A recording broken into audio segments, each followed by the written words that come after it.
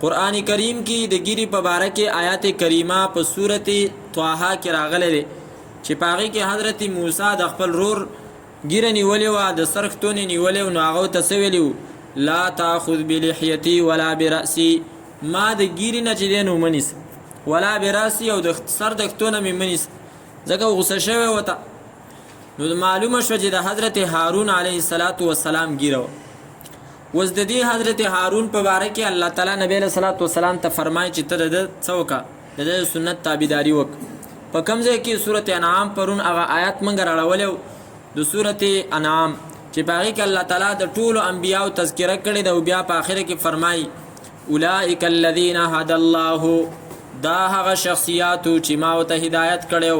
فبهداه مقتده نو د دې په هدایت پس روان شه